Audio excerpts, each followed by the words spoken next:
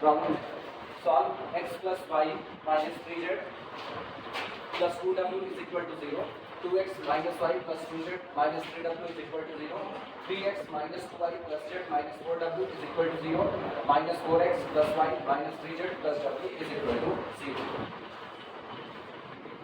ये नोट कर दो, कुछ बातें बताते हैं, उसके बाद हम शुरुआत करेंगे।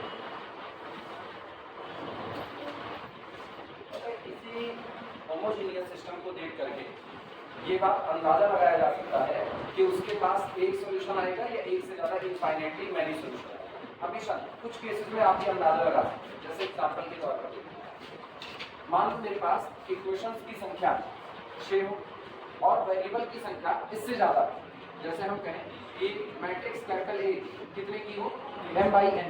अगर मैट्रिक्स कैपिटल यानी coefficient matrix m cross n की है तो निश्चित तौर पर मेरे पास इक्वेशंस की संख्या कितनी रही होगी, m, और वेरिएबल की संख्या कितनी रही होगी, n। अगर मेरे पास number of equations less than number of variables है, number of variables, if number of equations confirmly less than number of variable, इसका मतलब है अगर आप होमोजीनियस सिस्टम को डील कर रहे हो, confirmly this implies that infinitely many solution, infinitely many solution. या इसी को आप ये भी कह सकते हो कि आपके पास नॉन ट्रिवियल सॉल्यूशन आएगा। अगर ऐसा है तो, और केवल किसके केस में, होमोजीनियस के केस। होमोजीनियस सिस्टम में अगर number of equation less than number of variable बैठता है, आप तुरंत बोल सकते हो कि आपके पास कुल कितने सॉल्यूशन आने वाले हैं, इनफाइनाइटली मैनी सॉल्यूशन, मतलब नॉन ट्रिवियल सॉल्यूशन आएगा। लेकिन अगर आप ये कहो कि आपके पास नंबर ऑफ वेरिएबल, या ऐसा कह सकते हो कि मेरे पास इनफाइनाइटली मैनी सॉल्यूशन है, तो इनफाइनाइटली मैनी सॉल्यूशन होना इस बात को इंप्लाइज नहीं करता। सोचो अगर हम इस पूरे स्टेटमेंट को, ये पूरा स्टेटमेंट कौन है, ये स्टेटमेंट क्या कहता है, स्टेटमेंट ये है number of equation less than number of variable. ये स्टेटमेंट है कि इक्वेशंस की संख्या वेरिएबल्स की संख्या से कम है, तो आपको ये सीधे बताता है कि स्टेटमेंट क्यों भी सही होगा। स्टेटमेंट क्यों क्या है, इनफाइनाइटली मैनी सॉल्यूशंस का होना। लेकिन अगर आपके पास इनफाइनाइटली मैनी सॉल्यूशंस आ रहे हैं तो this does not implies this, ये इसको इम्प्लाइज करे, ये सही नहीं। कल की बात और आज की बात में फर्क है। कल हम दूसरी बात कर रहे थे, कल जब हम ये बात कर रहे थे तब हम वहां पर फ्री वेरिएबल और इनफाइनाइटली मैनी सॉल्यूशन के रिस्पेक्ट में बात कर रहे थे। हमने कहा था अगर मेरा सिस्टम होमोजीनियस है तो होमोजीनियस सिस्टम के साथ एक बात हमेशा जुड़ी रहती है कि होमोजीनियस सिस्टम ऑलवेज कंसिस्टेंट। ये बात हम लोग जानते हैं कि अगर किसी होमोजीनियस सिस्टम की बात करो तो हमेशा कैसा होगा, कंसिस्टेंट। क्योंकि दुनिया में उसके पास कोई और सॉल्यूशन हो ना हो, लेकिन x = 0 उसका एक सॉल्यूशन तो रहेगा। मतलब जीरो बनाने का तरीका अगर खोजा जाए तो एक तरीका तो आपके पास हमेशा है, दी गई मैट्रिक्स में जीरो का क्या कर दो, मल्टीप्लाई कर दो। दी गई मैट्रिक्स में अगर आपने नल मैट्रिक्स का मल्टीप्लाई किया, रिजल्ट में क्या बनेगा, नल मैट्रिक्स ही बनेगी। तो कंसिस्टेंस तो हमेशा होता है, इसकी दिक्कत नहीं। वहां हमने कहा था कि अगर आपके पास फ्री वेरिएबल है, इसमें इस तरह होमोजीनियस के सिस्टम में अगर आपके पास फ्री वेरिएबल है तो दिस इंप्लाइज दैट आपके पास कुल कितने सॉल्यूशन होंगे, इनफाइनाइटली मैनी सॉल्यूशन होंगे। और अगर आपके पास इनफाइनाइटली मैनी सॉल्यूशन है तो दिस इंप्लाइज दैट आपके पास क्या होगा, फ्री वेरिएबल। यानी ये केस था इंप्लाइज एंड इंप्लाइज दैट का। जब आप बात करते हो फ्री वेरिएबल है तो इनफाइनाइटली मैनी सॉल्यूशन होगा, इनफाइनाइटली मैनी सॉल्यूशन है तो फ्री वेरिएबल होगा।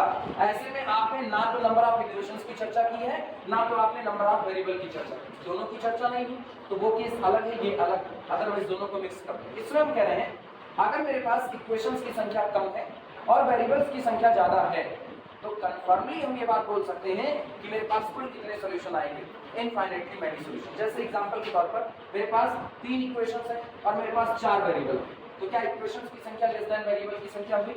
ऐसा होते ही हम तुरंत डिक्लेयर कर देंगे मेरे पास कितने सॉल्यूशन होंगे, इनफाइनाइटली मैनी सॉल्यूशन।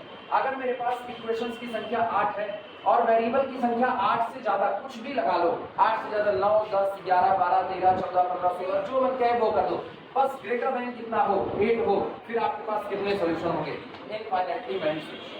अच्छा, अब हमको ये बताओ कितने लोग इस बात का फील समझ पा रहे हो कि ऐसा क्यों हो रहा है? हाथ ऊपर करना बस। 1 2 3 4 5 6 धीरज, इस बात को कैसे मतलब तुम जस्टिफाई करोगे कि हाँ ये बात सही है? एक बार खुद से ट्राई करो, नहीं आएगा तो हम बताएंगे। इसको हाई से लीजिए। कैसे जस्टिफाई करोगे कि नंबर ऑफ इक्वेशंस का कम होना, वेरिएबल्स की संख्या का ज्यादा होना इस बात की गारंटी है कि आपके पास इनफाइनाइटली मैनी सॉल्यूशंस आएंगे।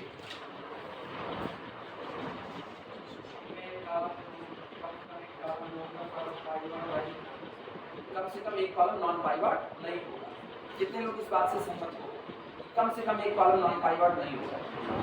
हाँ, यही लाभ, यही लाभ। सोचो हम क्या कह रहे हैं। हमने कहा नंबर ऑफ इक्वेशंस कम हो गए किससे? नंबर ऑफ वेरिएबल से। तुरंत दिमाग में तुम्हारे एक स्ट्रक्चर आना चाहिए कि आपकी मैट्रिक्स में जो कॉलम बन रहे होते हैं x1, x2, x3 so on xn, column किसकी वजह से बन रहे होते हैं? वेरिएबल की वजह से। और यहाँ पर जो इक्वेशंस बन रहे हैं, इक्वेशंस किसकी वजह से बन रहे हैं? सॉरी, रो किसकी वजह से बन रही है? इक्वेशंस की वजह से। हम कह रहे हैं कि अगर मैट्रिक्स m बाई n की है और आप ये कह रहे हैं m इज लेस देन कितना है? n, तो ये बताओ रैंक किसकी तरफ शिफ्ट हो रही है? मैक्सिमा या मिनिमा की? मिनिमा की तरफ। इसका मतलब आपके पास जो मैक्सिमम रैंक आ सकती है वो कितनी आ सकती है? m। n तो रैंक नहीं आएगी, और m रैंक आने का मतलब है आपके पास मैक्सिमम पाइवट रो कितनी आ सकती है?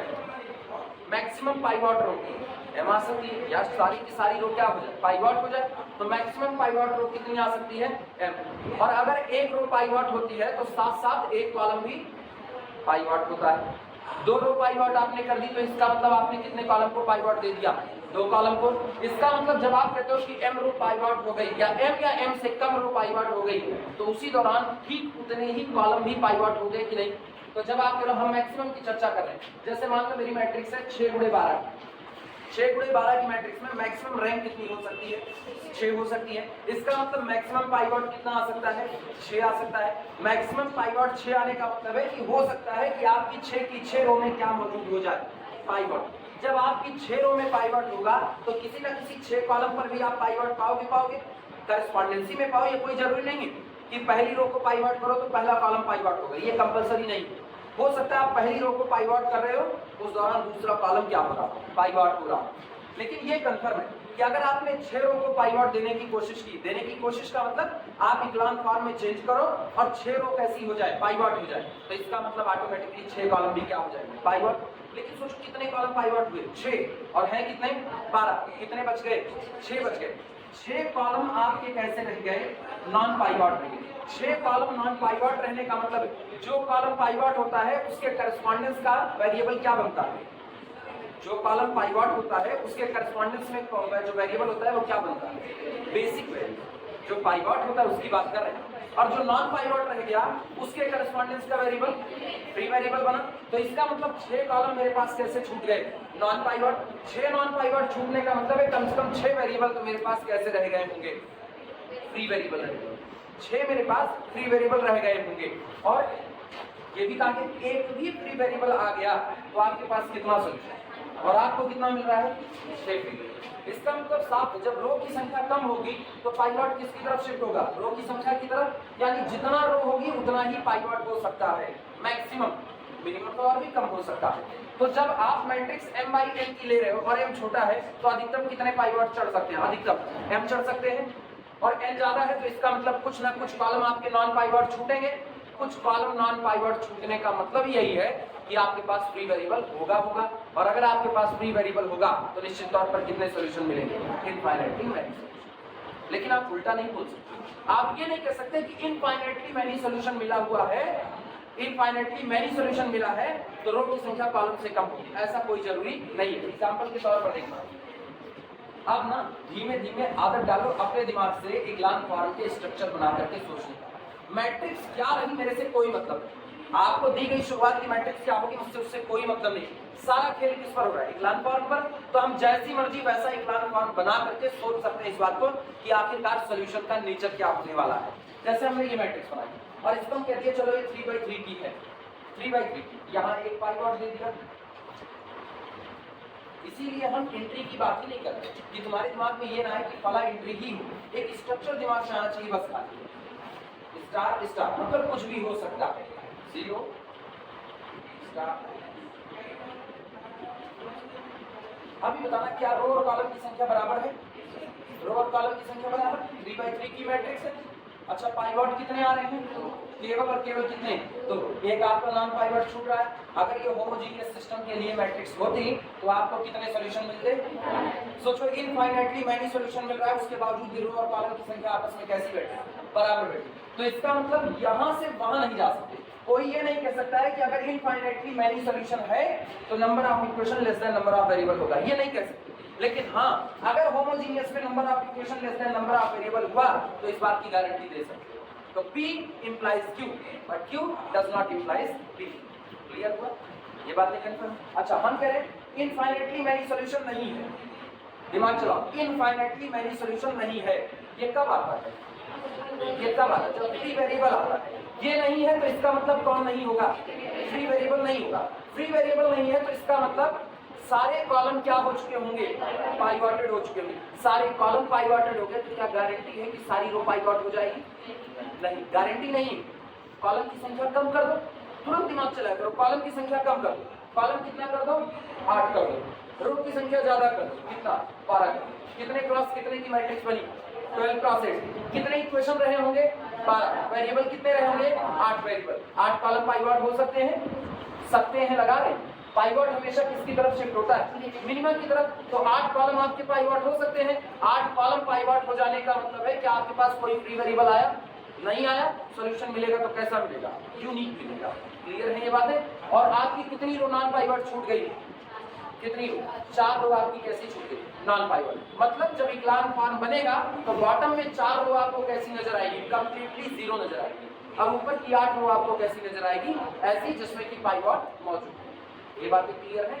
ये छोटी छोटी बातें ना जो आपको ऐसे ही सोचनी पड़ेगी। ये सिस्टम ऐसा चल रहा है। अब तुम यहाँ पर इस बात को अप्लाई कर सकते हो। इक्वेशंस की संख्या बताओ।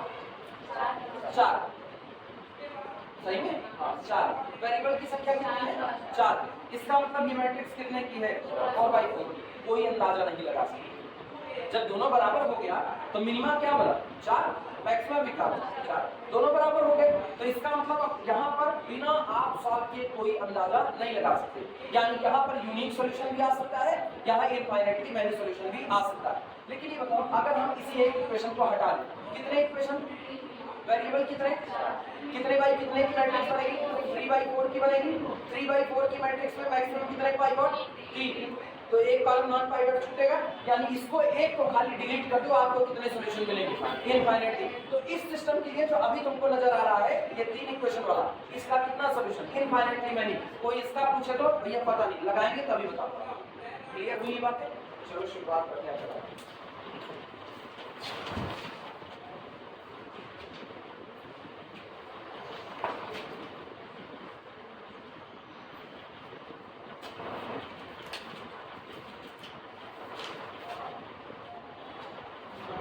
in matrix form.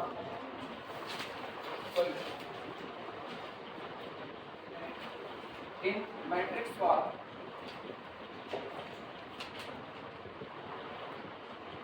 फॉर्म बोलोगे कोफिशिएंट मैट्रिक्स का 1 2 3, अगला 1 -1 -2 1, अगला -3 2 -2 और फिर -3, अगला बोलो 2 -3 -4 1। ये कौन होगी? ये कौन सी मैट्रिक्स? Coefficient matrix. किससे रिप्रेजेंट किया जाएगा? ए से। यहाँ पर कौन आएगा? Variable matrix. बोलो वेरिएबल कौन कौन है? x y z w, ये आपका वेरिएबल हो गया। और यहाँ पर कौन? कांस्टेंट फैक्टर जो बराबर सारे सब 0 पर। तो ये हो गया a vector x is equal to non homogeneous solve होगा ना, तो ये कैसा रहेगा? नॉन जीरो रहेगा। बाकी सारी कैलकुलेशन सही होंगी, कुछ नहीं बदलेगा। बस एक बात बदल जाएगी, दिस इज ऑलवेज कंसिस्टेंट और वो मे और मे नॉट बी कंसिस्टेंट, हो भी सकता है और नहीं भी हो सकता है। अगला काम क्या करना है? अगला काम बोलो आर्गुमेंटेड मैट्रिक्स एबी को बनाना है। चलो आर्गुमेंटेड बनाते हैं। Now augmented matrix A null is equal to, ये मैट्रिक्स पूरी डॉटेड लाइन और ये वाला कॉलम साथ में जॉइन कर दो।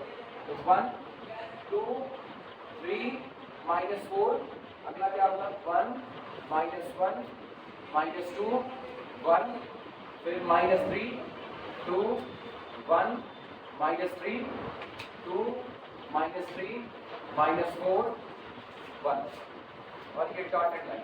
अब पहले कहे हैं ये होमोजीनियस में लास्ट वाला कॉलम लगाओ और चाहे ना लगाओ कोई दिक्कत नहीं। रीजन इधर कभी भी पाइवट आने वाला है नहीं, तो आप सारा खेल कहाँ कर रहे हो, केवल और केवल कोफिशिएंट बैठने से। तो इसको रखो चाहे ना, ये हम इसलिए रख रहे हैं जानबूझ करके, जिससे आदत पड़ जाए कहाँ नॉन होमोजीनियस के केस पे। This is equivalent. ऑपरेशन देखो, क्या इसको पाइवट कहा जा सकता है? पाइवट है वो, मतलब लीडिंग एंट्री बन चुका है, उसके नीचे वाले को क्या बनाना है? 0। ऑपरेशन क्या लगेगा? R2 goes to बोलो R2 - 2 times of the R1। अगला बोलो R3 goes to R3 - 3 times of the R1। ये 3 है ना, तो 3 से मल्टीप्लाई करके सब्ट्रैक्ट करो। ये -4 है, 0 कब होगा? जब +4 ऐड करें। ऊपर 4 से मल्टीप्लाई करके नीचे ऐड कर दो। R4 goes to R4 + 4 times of the R।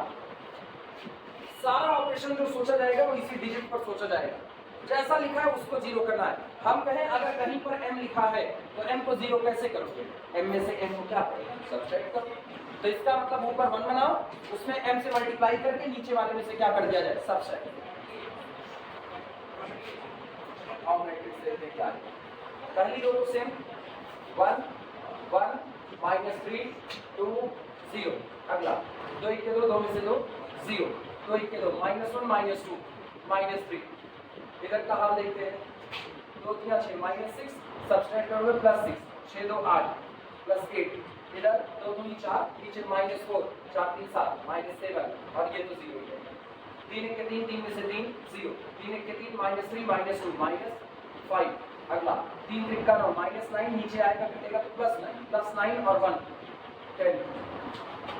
3 2 6 नीचे माइनस करोगे -6 -4 -10 और ये रहा 0। 4 के 4 ऐड किया तो 0, 4 के 4 1 5, ये हो गया 4 के 12 -12 और ये -3 12 3 15 -15 और 4 दूनी 8 और यहाँ ऐड करना है 8 1 9।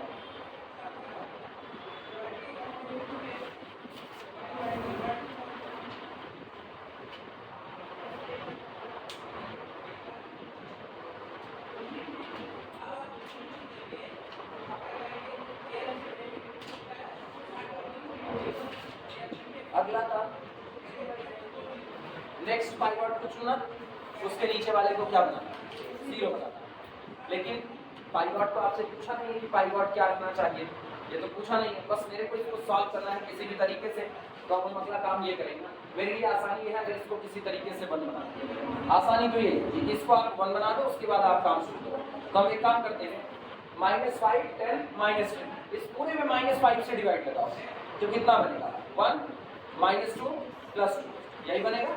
और इसको शिफ्ट कर दो ऊपर, उसको ले लो नीचे, तो ऊपर 1 आ गया कि नहीं आ गया? मतलब जब तक हो सके तब तक फ्रैक्शनल से बचते रहो, जैसे नहीं बचेंगे उस तक फ्रैक्शन में भी शॉर्ट करेंगे, कोई दिक्कत नहीं। यानी दिस इज इक्विवेलेंट टू। अच्छा, कई रास्ते बता रहे। एक तो ये रास्ता हो जो सबसे आसान रास्ता, कभी कभी आसान की तरफ दिमाग नहीं जाता, डेरिवेटिव्स वाली हरकतें होती हैं, तो आओ कठिन वाला देखते हैं। ये बताओ ये कितना है? -3। ये कितना है? -5। ठीक है। अगर आप इसमें पहले इस रो में 2 से मल्टीप्लाई कर दो, 2 से मल्टीप्लाई करो तो कितना नजर आएगा? -6 मिला। और नीचे वाले को उठा करके ऊपर वाले में से घटा दो तो -6 -5 कितना आएगा? 5। ऐसे भी आप बना सकते हो। तो खुली छूट है, जो मर्जी वो कर सकते हो, लेकिन काम वही किया जाता है जो काफी आसान। आसान क्या है? 5 से डिवाइड लगा करके शिफ्टिंग कर देना, वही करेंगे।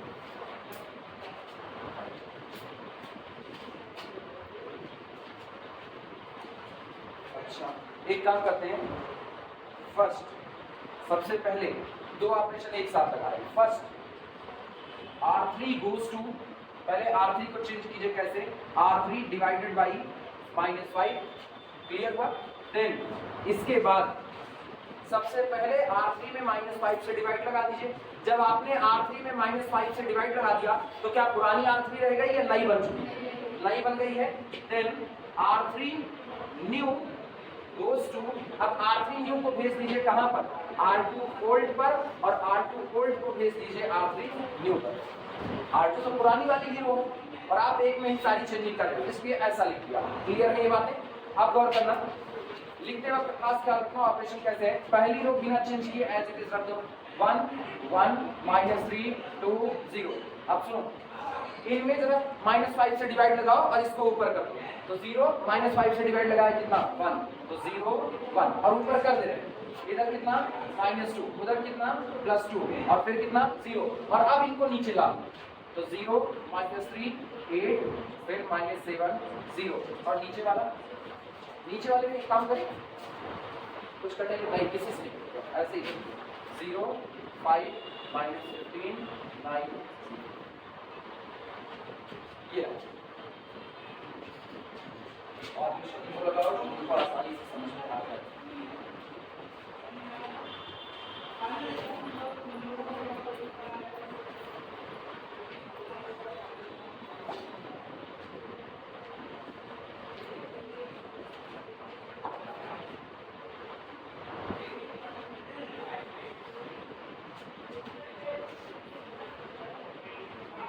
ये ऑपरेशन मिटा सकते हैं, ये वाला, दिस इज इक्विवेलेंट। अच्छा, ये पाइवॉट, ये पाइवॉट। चलो फिर एक काम, 3 ऑपरेशन एक साथ लगाते हैं। कितने? 3 ऑपरेशन एक साथ। ध्यान देना कैसे, हम ना रिड्यूस डिक्लाइन जा रहे हैं, अब मेरी हरकतें हैं रिड्यूस डिक्लाइन जा रही है। हम चाहे तो वैसे भी सॉल्व कर सकते, दिखा चुके हैं। अभी क्या कर रहे हैं, अभी फॉरवर्ड अप्लाई कर रहे हैं, फिर क्या करेंगे बैकवर्ड सब्स्टिट्यूशन अप्लाई करेंगे, उसके बाद निकालेंगे। अब हम इससे रिड्यूस डिक्लाइन भी चले जाते हैं इसी वक्त लगे हाथ। ये बताना यहाँ कितना 1, यहाँ कितना -3, 3 से मल्टीप्लाई करके ऐड कर दें ये खत्म, 5 से मल्टीप्लाई करके सब्सट्रैक्ट कर दें ये खत्म, और इस रो को सीधे ऊपर वाले से घटा दें तो ये ऊपर वाला भी खत्म हो जाएगा कि नहीं। मतलब अब हम पाइवॉट के नीचे और पाइवॉट के ऊपर हर जगह पर क्या बनाते चल रहे हैं, 0 बनाते हैं। तो दिस इज इक्विवेलेंट। ऑपरेशन देखना, पहले इन्हीं को बदल देते हैं, क्या R1 को बदल दो, R1 गोज टू, R1 में से सब्सट्रैक्ट कर दो सीधे सीधे कितना R2, पहली बात। इसके बाद फिर आप क्या करो, R3 को बदलो, R3 गोज टू, R3 में ऐड कर दो, ये नहीं बदलेगा, ये नहीं बदलेगा, गौर करना। अब सीधे का टाइम ना ये 0 है, ये 0 है तो 1 - 0 ये 1 ही रहेगा, ये बदलेगा नहीं। क्लियर है? R3 goes to R3 plus 3 times of the R2, और R4 goes to, R4 में से सब्सट्रैक्ट कर दो 5 टाइम्स ऑफ दी R।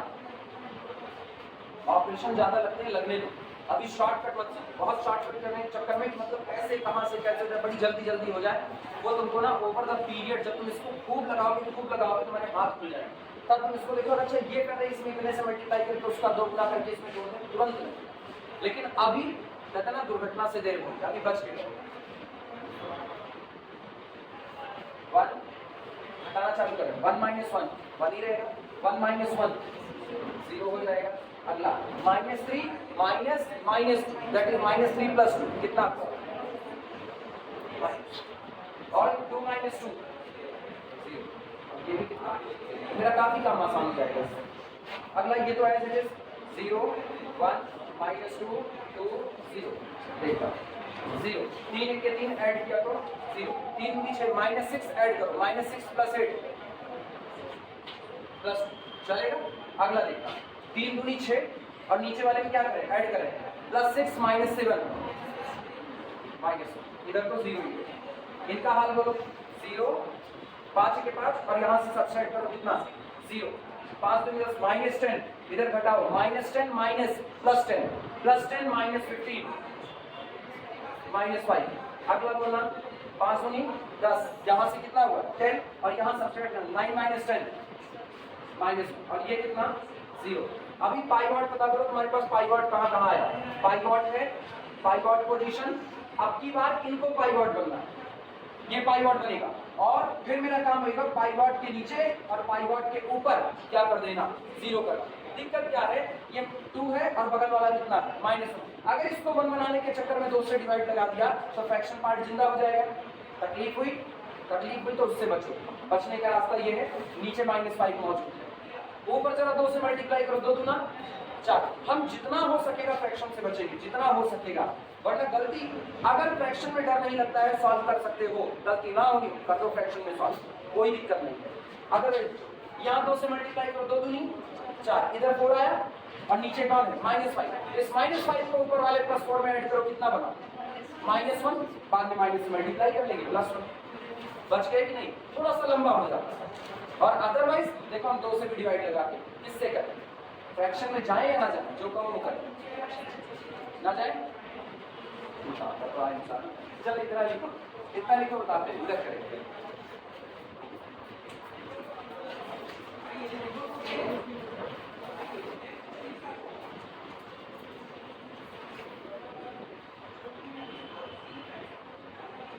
अच्छा उसके पहले एक काम ये कर लेते हैं, ये ऊपर -2 पड़ा हुआ है, नीचे वाले के ऊपर वाले में ऐड कर दो, ये खत्म हो जाएगा ना, बाद में ऊपर वाले को निकालेंगे, बाद में पहले तो इसी को निकालो।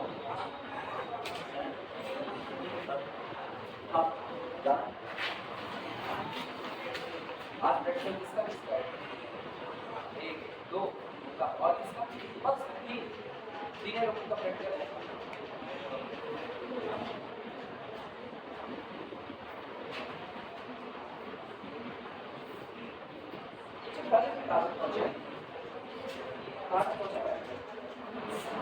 ये मत कहना पता नहीं कहाँ तक बताओ, डिफरेंशियल इक्वेशन खत्म पूरा, मैट्रिक्स भी खत्म, डिफरेंशियल भी खत्म, मैट्रिक्स भी खत्म, कॉम्प्लेक्स कहाँ तक पूछे? अच्छा आज शुरू कर और 3D खत्म हो गई लाइन,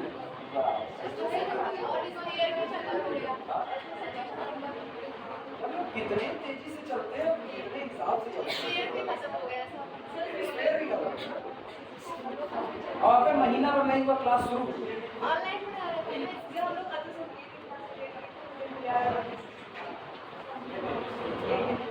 45 मिनट की क्लास, 45 मिनट ना, 45 मिनट की क्लास में कोचिंग पैदा करने के लिए, इसीलिए कॉलेज जिम्मेदार है, बस इसीलिए ना, हम लोगों को यहाँ न मरना पड़ता, और शायद बेहतर होता हम लोग यहाँ न मरते, तो उनका ही काम या नहीं, ऑप्शन तो आदमी तलाश लेता ना, जैसे अभी दारू बंद कर दो पूरे दिन, तो ऐसा थोड़ी लोग दारू बिना मर जाएंगे, पूरी तरह बंद कर दो, मतलब जो बनाए उसको भी 4 गुदा मारो, लेकिन सरकार उसको 4 गुदा नहीं मारती, जो बना रहा है वो इधर बंदी लगाएगा।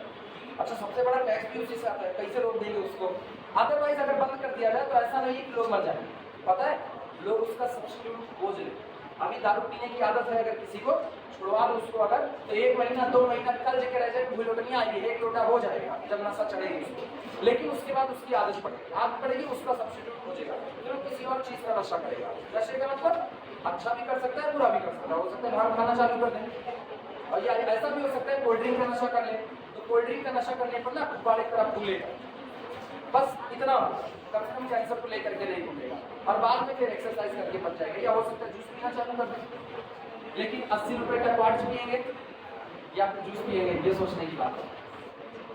आपका मुझको दाम कैसे पता है, हम नहीं पीते हैं, दाम किसी को किसी भी चीज का पता होता है।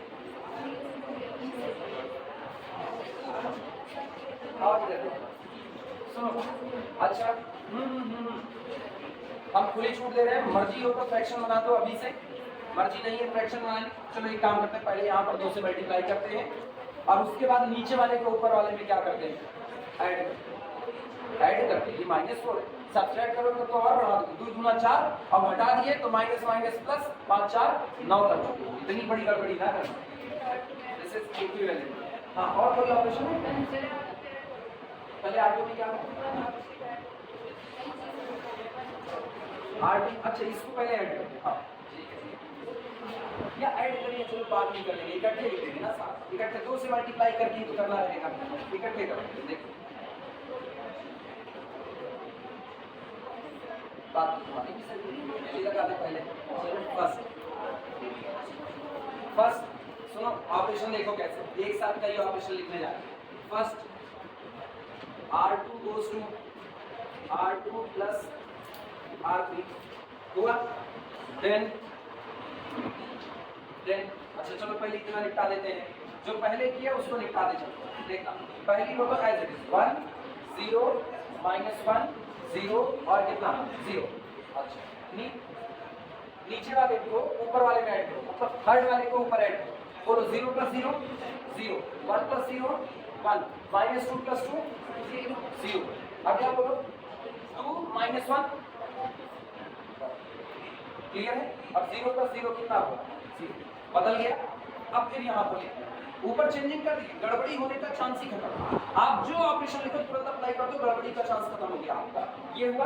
देन अब इसके बाद ऑपरेशन लगा लें। देन R2 नहीं कौन बदलेगा R3 goes to, अब R3 को क्या करें R3 मल्टीप्लाइड बाई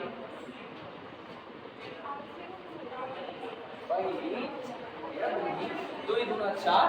अब फिर नीचे वाले को क्या करेंगे ऐड करेंगे। क्लियर हुआ।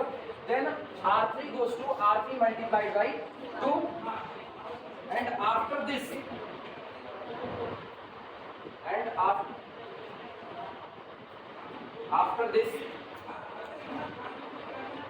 और इसके बाद क्या जब R3 को 2 गुना मल्टीप्लाई कर दिया 2 से मल्टीप्लाई कर दिया वो बदल गया। आफ्टर दिस R3 न्यू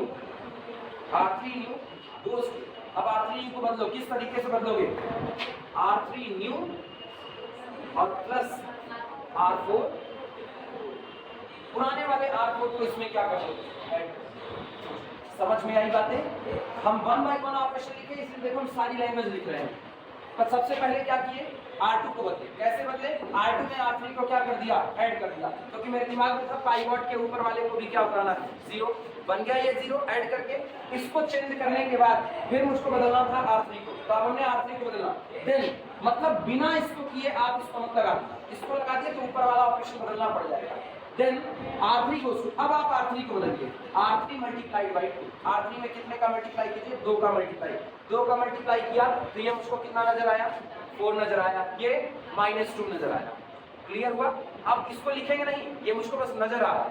और उसके बाद क्या किया ये R4 ओल्ड को उठा करके जो नई वाली R3 बनी है इसमें क्या कर दिया ऐड कर दिया। और बोलो कितना बनेगा 0 + 0 तो कितना रहा 0, इधर भी कितना रहा 0। अच्छा दिमाग चलाना, इधर तुमने 2 से मल्टीप्लाई किया है तो 2 दूनी कितना हुआ है 4। अब नीचे वाले को ऐड करो तो 4 और -5 कितना होगा -1, तो इसको हम यहाँ पर लिख दे रहे हैं कितना -। क्लियर हुआ। अगला सुना कितने से मल्टीप्लाई किया 2 से, तो कितना आएगा -2 और नीचे वाले को ऐड करें -2 -1 कितना हुआ -3, तो ये हो गया आपके पास कितना -3। और ये कितना 0 और लास्ट वाली 0 0 कितना -5 -1। कोई दिक्कत किसी को नोट करो इसे।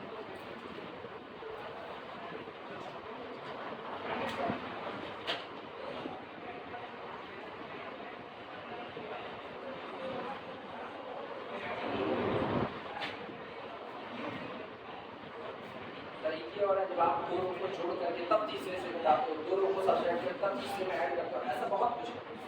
लेकिन वो सब कुछ नहीं बता रहे कि तुमको ये लगे कि रॉकेट साइंस का, तुमको वो बता रहे कि सबसे पहले पाइवट पता करो, उसके नीचे ऊपर 0 1 by 1।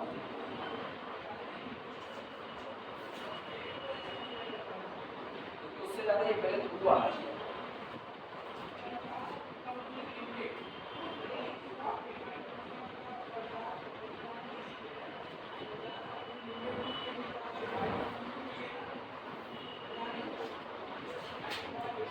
अब हम कुछ नहीं करने वाले, मुझको पता सॉल्यूशन क्या है।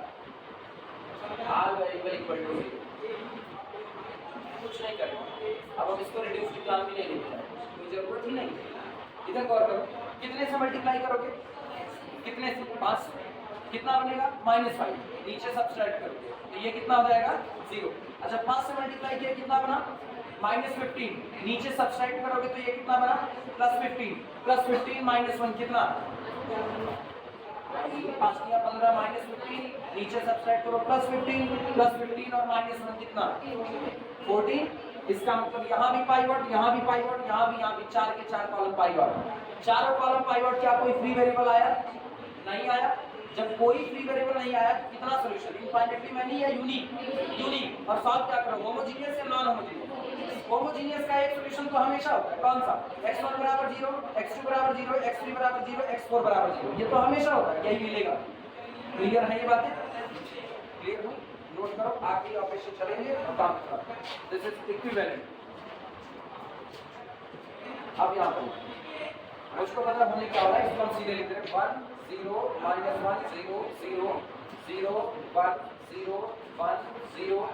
अगला देखना 0 0 -1 -3 0 0 0 5 के 5 -5 नीचे सब्ट्रैक्ट करो +5 +5 -5 0 5 या 15 -15 नीचे लेकर के आओ घटाओ +15 +15 -1 +14 अच्छा जो लोग ये सोचते हैं कैसे बता दिया कि x1 बराबर x2 बराबर x3 बराबर x4 बराबर 0 आ रहा है, तो जरा बैक सब्स्टिट्यूशन अप्लाई करने की कोशिश करो। पहला कॉलम किसकी वजह से बना, दूसरा किसकी वजह से, तीसरा किसकी वजह से और चौथा किसकी वजह से, w। यहां से घूमना क्या मिला 14w is equal to 14w। ये कैसे करो 14w इज इक्वल टू, तो w बराबर, अब सोचना w बराबर आपको क्या मिला 0। यहां से क्या मिलेगा बोलो -z -3w is equal to, लेकिन w कितना हम लिख रहे हैं यहाँ -z -3w is equal to 0, but w also is equal to 0, तो ये खत्म। बोलो z बराबर कितना, वो भी 0 मिला। अब w बराबर 0 z बराबर 0। आओ इस इक्वेशन में देखो y plus w is equal to लेकिन w कितना, तो y बराबर 0। यहाँ से क्या होगा x minus z is equal to, लेकिन z कितना 0, तो x बराबर। अपने को जाने की जरूरत ही नहीं, जब इतना चीज सीख लिए ना तो उधर लिखने की जरूरत नहीं, हम लोग सीधे एक बात बोलेंगे। अच्छा इधर देखना, रैंक बताओ, रैंक कितनी, 4 पाइवट तो 4 rank I, number of variable कितने 4 आए, तो 4 वेरिएबल हैं और 4 ये आपकी रैंक आई है। इसका मतलब है कि आपके सारे वेरिएबल क्या बन चुके, बेसिक, सारे बेसिक बन गए। क्या कोई फ्री वेरिएबल मिला, नहीं मिला। जब आपको कोई फ्री वेरिएबल नहीं मिलेगा तो क्या आपको इनफाइनाइटली मैनी सॉल्यूशन मिलेगा, पहले कहें फ्री वेरिएबल की मौजूदगी कंसिस्टेंसी में implies that infinitely many solution, infinitely many solution implies that मौजूदगी है किसकी, फ्री वेरिएबल की, एक भी फ्री नहीं मिलेगा। तो होमोजीनियस में एक सॉल्यूशन क्या मिलेगा, x बराबर 0, y बराबर 0, z बराबर 0 और w बराबर 0। पता है इसका मतलब क्या हुआ, इसका सॉल्यूशन सेट केवल एक पॉइंट बन करके रह गया, केवल एक पॉइंट, ओरिजिन 0 0 0 0, बस और कुछ नहीं। सामने मौजूद ऐसे घेर देगा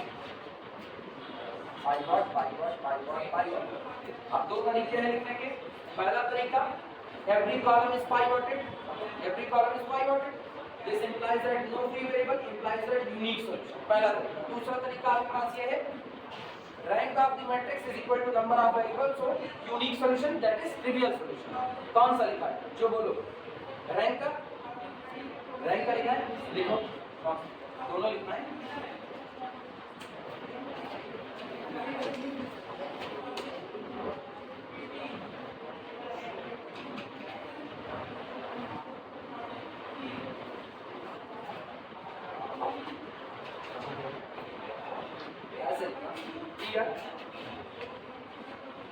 Rank of the matrix capital A is equal to 4 is equal to number of variables. Number of variables. This implies that only trivial solution. Only trivial solution. That is अर्थात x बराबर y बराबर z बराबर w बराबर कितना, only trivial solution। हाँ अथवा ऐसे भी कर सकते हैं, दोनों हम लिख रहे हैं, जिसको जो मर्जी वो लिख सकता है, सिखा हम दोनों रहे हैं। चाहे इस तरीके से बात करो, चाहे आप जो लिख रहे हैं ऐसे बात करना। Rank of the matrix capital A is equal to 4 implies that all columns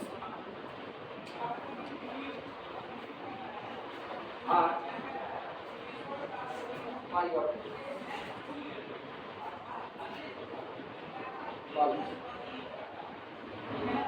rank कितनी आई 4, इसका मतलब 4 कॉलम थे, तो आपके 4, हम रो की बात ही नहीं करेंगे, हम केवल बात किसकी कर रहे हैं, कॉलम की, क्योंकि आप फ्री वेरिएबल किससे देखेंगे, कॉलम से, तो सारे कॉलम आपके कैसे हो गए, पाइवटेड हो गए। This implies that there does not exist, यहाँ नहीं मौजूद है, कौन नहीं मौजूद, एनी फ्री वेरिएबल, यहाँ पर कोई भी फ्री वेरिएबल नहीं मौजूद है। दिस इंप्लाइज दैट कोई फ्री वेरिएबल ना होने का मतलब क्या होता है? Unique solution, unique solution. और अपने में यूनिक सॉल्यूशन, होमोजेनियस में मतलब कैसा solution? Trivial solution, that is trivial, trivial solution, that is अर्थात x बराबर क्या, यही x ही तो निकालना था। x कौन था? x y z w, x y z w बराबर बोलो क्या है? 0 0। और ये किसको रिप्रेजेंट करता है ज्योमेट्रिकली? ओरिजिन को। इसका मतलब लीनियर अलजेब्रा बोलते हैं, जो तुमको थर्ड सेमेस्टर में मिलेगा, तुमको सब रिकॉल होगा। तुमको बस एग्जाम में इतने तक का करना है, आगे की बात तुमको नहीं याद है। आगे की बात हम बोल रहे हैं तो उसको दिमाग में भी मत रखो। हम जब लीनियर अलजेब्रा पढ़ाएंगे तो सब बताएंगे वापस, फिर से ये सब कुछ बताएंगे वापस।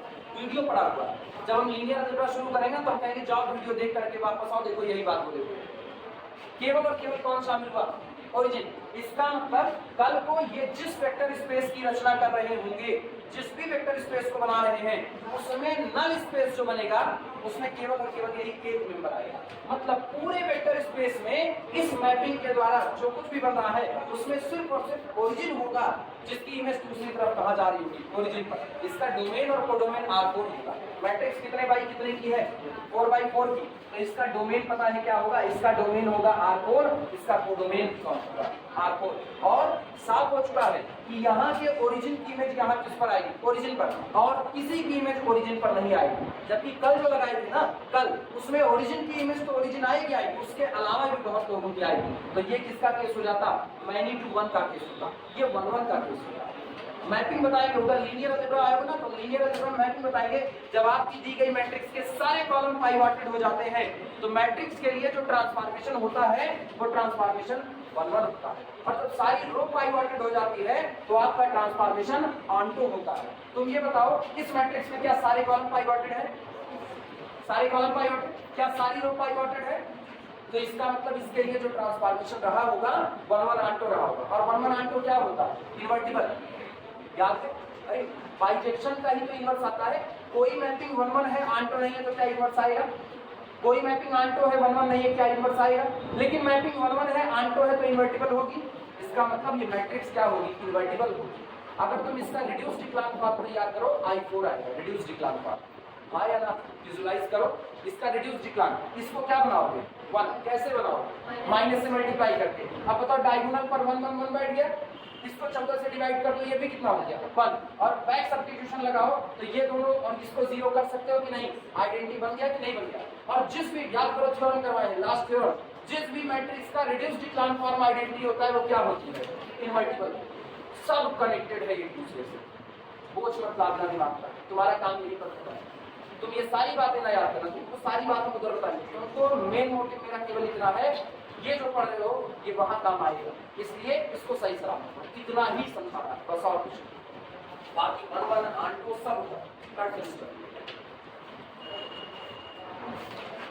अब दोनों में से चाहे जो लिख लो फिर हम आगे चले, चाहे ये लिख लो चाहे ये, मर्जी हो तो दोनों लिख लो। तुम एग्जाम में किसी भी भाषा में इसमें जवाब दे सकते हो, नंबर 2 का पूरा मिलेगा। हाँ वीडियो अपना देख लेना इसी न्यूमेरिकल के बाद। ये थोड़ा सा बुरा हुआ ना, लीनियर अलजेब्रा के साथ ही इसको अलग नहीं करना था। गलत। तो पहले लीनियर अलजेब्रा पढ़ा देते फिर मैट्रिक्स को लेकर आते वर्मन आंटर वगैरह सब कुछ आता।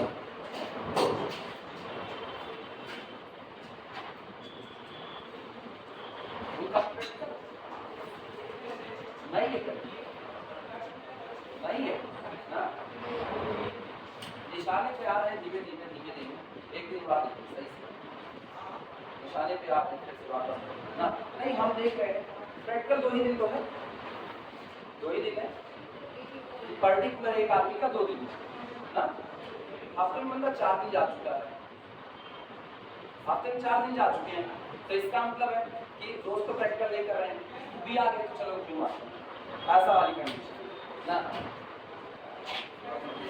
30 तारीख आने तो 30 तारीख को मेरी खोपड़ी खराब होगी, 30 तारीख डेट रखे बुला रहे हैं उनको सेकेंड ईयर वालों को थर्ड ईयर पढ़ने के लिए, तो निश्चित तौर पर रडार पे वो रहेंगे और पीछे के तुम लोगों में से किसी को वो तय।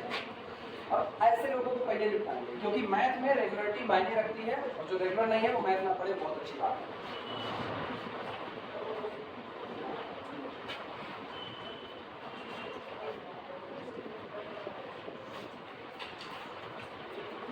एक लड़का है संगम सिंह, यहाँ से 3rd ईयर पढ़ा था और 3rd ईयर पढ़े हुए थे। इस समय बनारस हिंदू विश्वविद्यालय में एडमिशन पाए।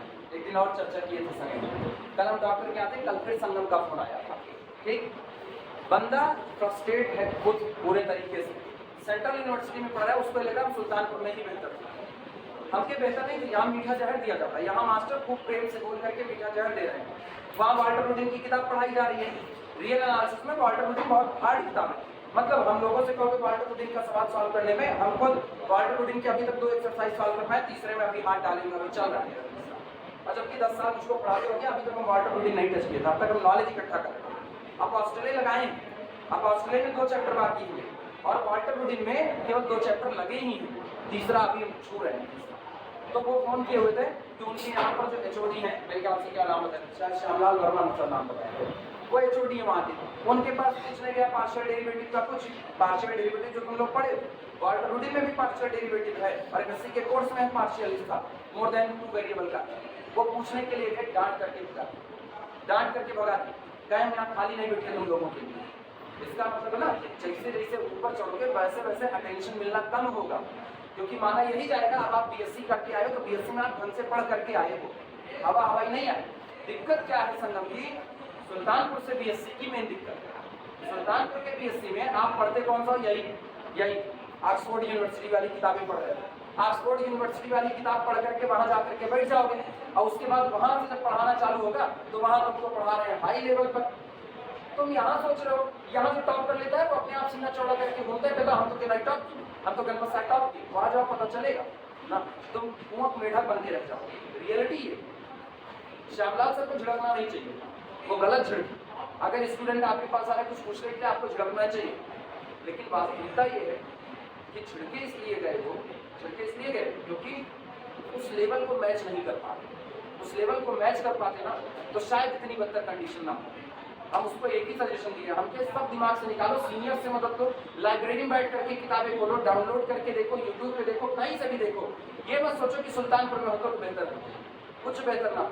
ये डिग्री लेकर के घूमोगे यहाँ की और कोई पूछेगा नहीं। बनारस हिंदू विश्वविद्यालय की डिग्री लेकर के कहीं बताओगे, छोटे होते शहर में आओगे ना, ऐसे यहाँ आओगे सुल्तानपुर में और डिग्री लगाओगे हम बीएचयू से एमएससी हैं, बड़ा भाव देंगे तुम।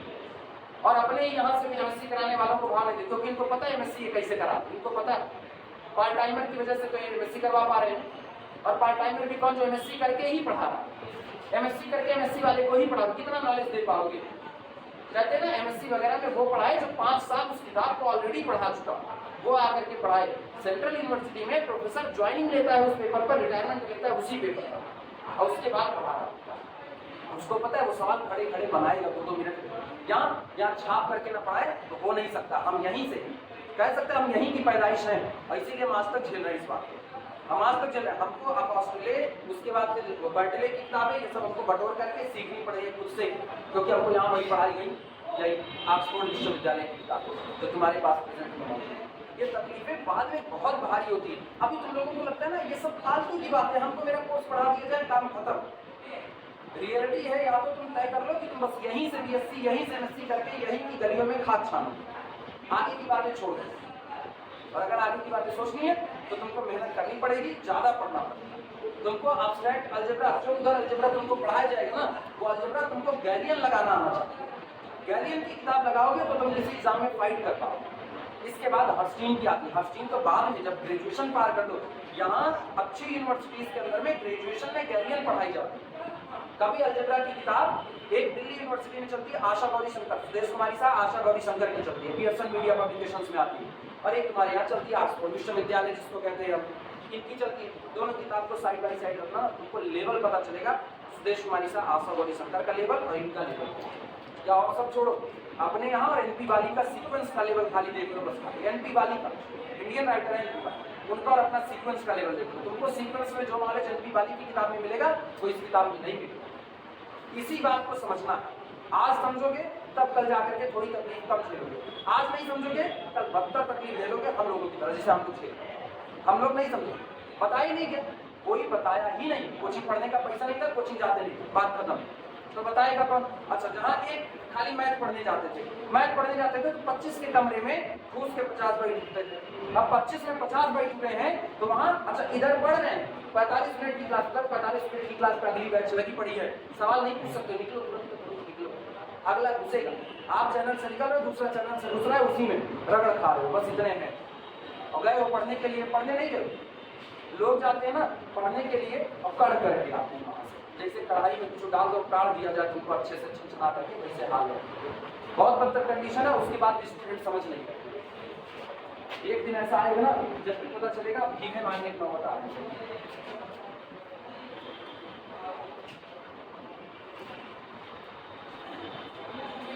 हम हर दिन अपने घर पे कहते हैं मुझको ये टीचिंग छोड़ करके कुछ और करना पड़ेगा, हर दिन कहते हैं।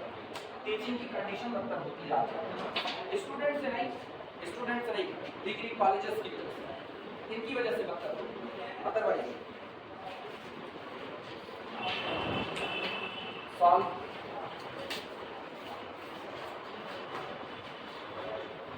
8x plus 4y minus z minus 6w is equal to 0. 2x plus 3y plus 2z minus 3w is equal to 0. 2x plus y plus 4w 4z plus 4z minus 9w is equal to 0. x plus 3y plus 13z plus 3w is equal to 0.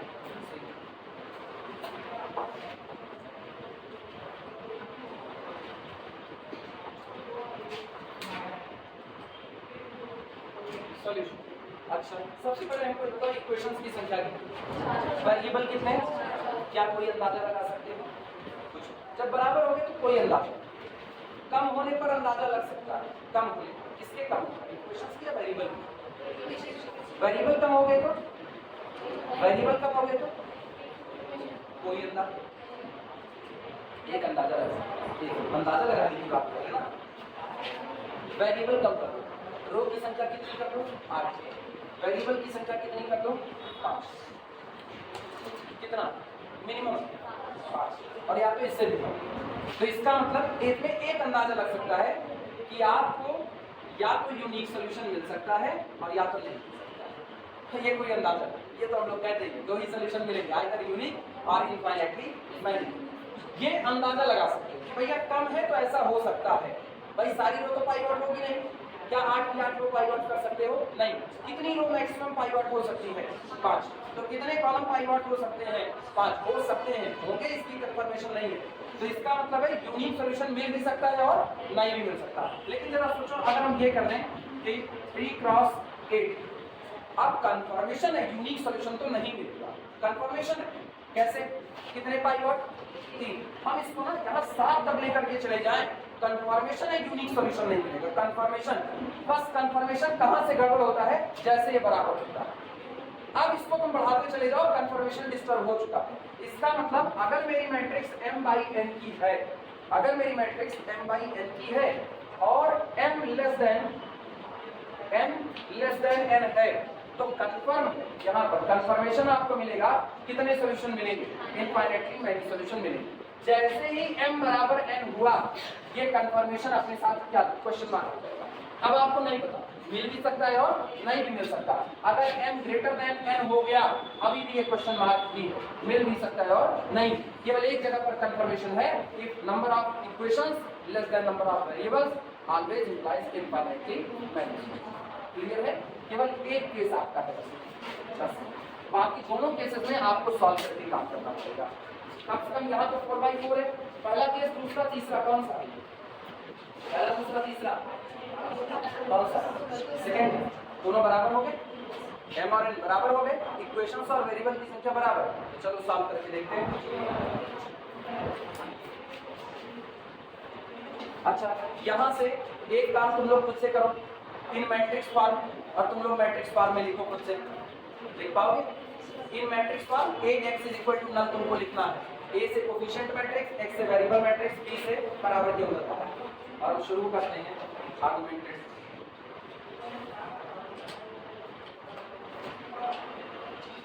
Three two two one, 4 3 1 3 -1 2 4 1 like 30 -6 -3 -9 3। ये बात मतलब लेके चलते हैं, बाकी ये सभी अच्छा है।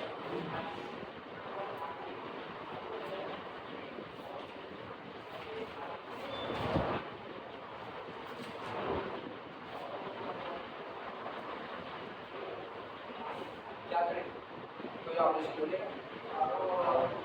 चौथे को कहाँ ले जाए? पहले को कहाँ ले आए? चौथे। R1 goes to R4 and R4 goes to R4 है। चल इनको ऊपर करते हैं। 1 3 13 3 0, बाकी सब ऐसे थे। 2 3 2 -3 0, अगला 2 1 4 -9 0, और लास्ट में 3 4 -1 -6 0। बाई नॉट मिल चुका है पहली पोजीशन पर, पहले भी मिला हुआ था, बस खाली 1 बना है।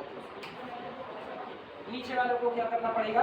0। ऑपरेशन सारे जानते हो, किसी को ऑपरेशन में दिक्कत? सेकंड रो में पहली रो का कितना गुना घटाया जाए? 2 गुना, दूसरे में से भी 2 गुना, अब तीसरे में से अप्लाई कर दो इक्विवेलेंट को।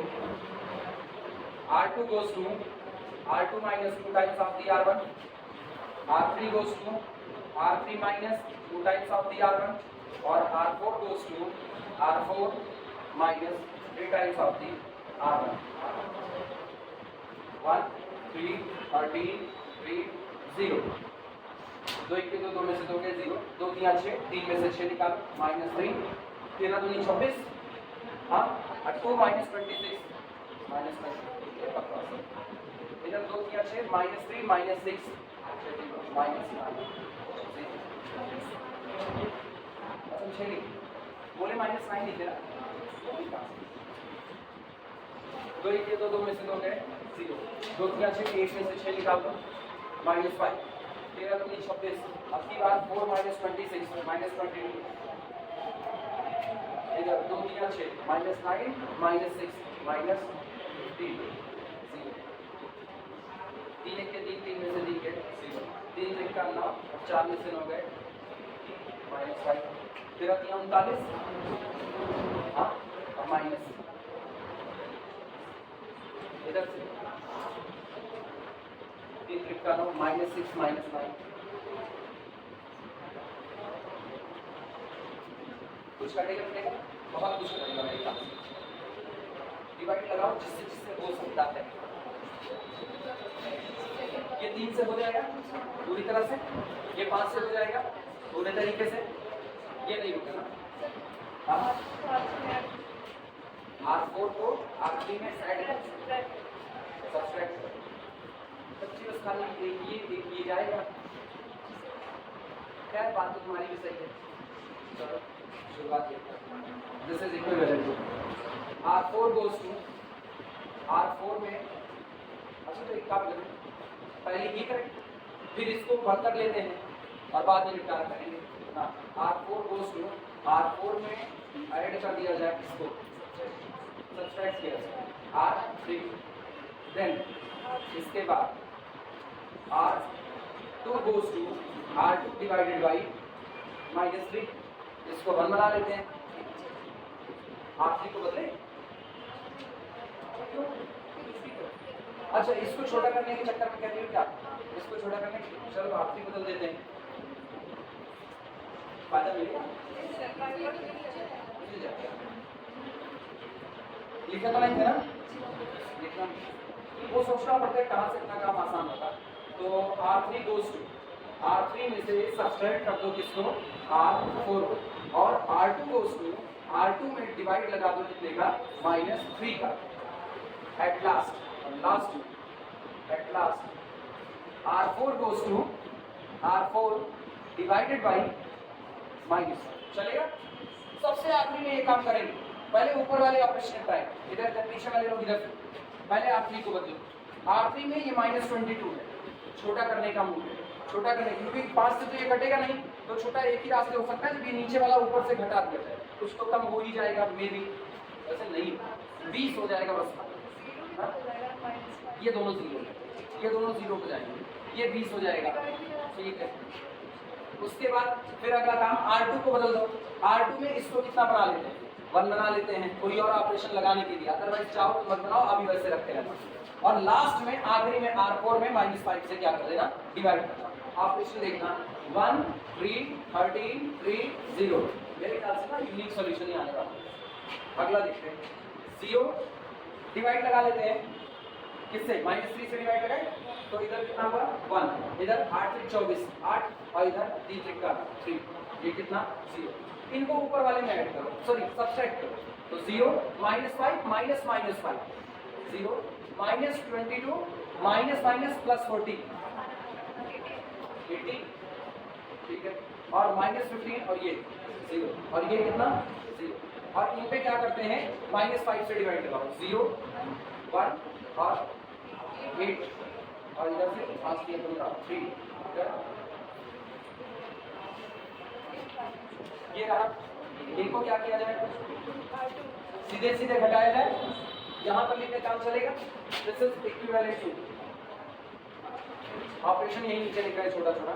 R4 गोस टू, बोलना R4 माइनस कितना R2, कितना होगा 1 3 13 3 0, पहली रो। इसके बाद 0 1 8 3 0, इसके बाद 0 0 18 0 और कितना 0, और 1 - 1 0 हो गया, 8 - 8 0 हो गया, 3 - 3 0 हो गया, और ये भी 0। सुनो भैया, सॉल्यूशन निकालना हो तो पूरा निकालेंगे, अदरवाइज इनफाइनाइटली मैनी सॉल्यूशन आता है, infinitely many solution. Reason pivot pivot pivot, ठीक। और क्या चौथे कॉलम में कोई पाइवट मिल रहा है, नहीं, इसका मतलब जो आपका चौथा वेरिएबल w था वो क्या बन चुका है, फ्री, और एक भी फ्री वेरिएबल की मौजूदगी कितना, कौन फ्री बना w, इसका मतलब पूरा सॉल्यूशन किस पर डिपेंड करेगा, w पर डिपेंड करेगा। नोट करें, नंबर ऑफ वेरिएबल कितने, लिखते रहो, ऐसे बोलते रहो, नंबर ऑफ वेरिएबल कितने 4, रैंक कितनी आई 3, 4 - 3 कितना 1, one solution is independent and all other are dependent, बाकी सब उसी एक पर क्या कर जाएंगे, डिपेंड कर जाएंगे। डिपेंड का मतलब तो जानते हो ना क्या करना, किसी एक की वजह से बाकी लोगों के बनना, वो डिपेंडेंसी। जैसे हम तुम पर डिपेंड है, तुम हम पर डिपेंड, हम लोग डिपेंडेंट कैसे, अब पढ़ाई में तो तुम सीख रहे हो, तुम पैसा दे रहे हो तो मेरी जेब में आ रहा है, डिपेंडेंसी आई कि नहीं। लेकिन अगर सीखने वाली बात करें, फ्रेम ऑफ रेफरेंस चेंज करो, सीखने की बात, तो भी हम लोग डिपेंड हैं, क्या हम तुमसे सीख रहे हैं, अरे बात नहीं सीख रहे हैं, है तुम हमसे 4 सवाल पूछोगे तभी तो हम तुमको जवाब देंगे खोज खोज करके, क्या पता मेरे दिमाग में वो सवाल आए ना आए। टीचर्स डे के दिन क्या तुमको कोई टीचर्स हैप्पी टीचर्स डे नहीं बोला, नहीं बोला कोई ना, साइन बाउल है होता है यार, तुम हमको बोलो हम तुमको बोले, उस दिन हम दोनों का दिन होता है। हर टीचर के लिए उसका स्टूडेंट टीचर ही होता है, मान के चलो इस बात को ना, अपने दिमाग से इसको निकालो कि वहाँ बैठे तो स्टूडेंट हो, होता है, लेकिन तुम कैसे टीचर हो जो फ्री में पढ़ा रहा है, और हम ऐसे टीचर जो पैसा लेके पढ़ा रहा है, यही अंतर है दोनों लोगों के बीच का।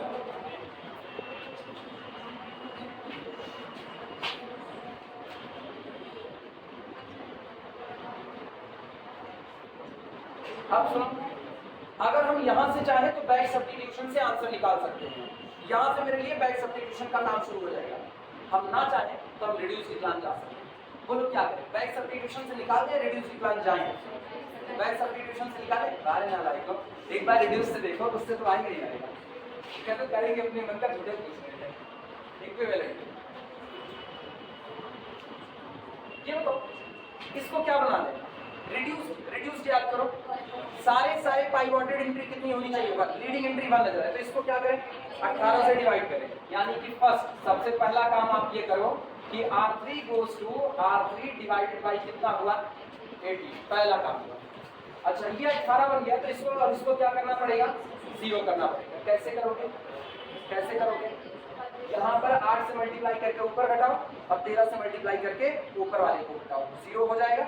यानी देन इसके बाद क्या ये लिख चुके हो, ये हो गया है सबका, ये लिखा।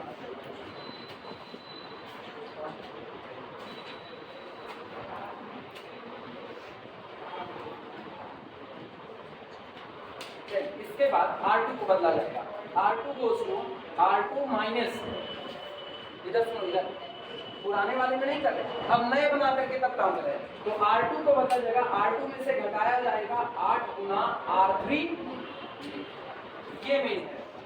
ये तुमको अगर तुम सारे ऑपरेशन एक ही जगह बता रहे हो तो ये बातें तुमको बतानी पड़ेगी कि आप नई बनी हुई R3 से ये काम कर रहे हो। और ऊपर वाला बोलना R1 को सुनो, R1 माइनस 13 R3।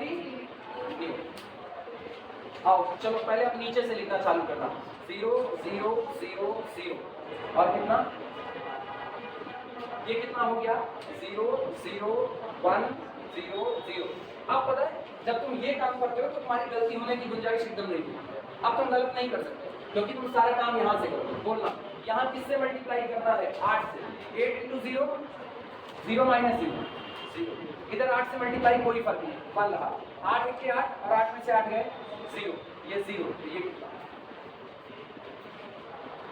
क्लियर पर। अगली बात सुनना, अब यहाँ 13 से मल्टीप्लाई करके ये तो 1 ही रहेगा, ये कितना रहेगा 3 रहेगा, 13 के 13 13 में से 13 गए 0 और ये कितना, क्या इसमें आ रहा होगा कितने ऊपर लिख रहे हैं, अब आया।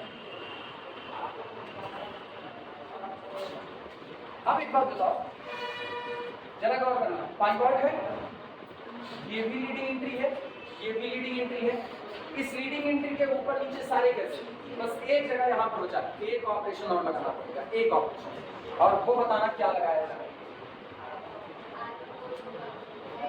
यहाँ दिस इज इक्विवेलेंट, एक ऑपरेशन बोलना, R1 goes to R1 minus 3 times of the R2, 1 3 के 3, 3 में से 3 गए 0, बाकी तो 0 3 0 0 1 0 3, क्या हुआ कौन सा,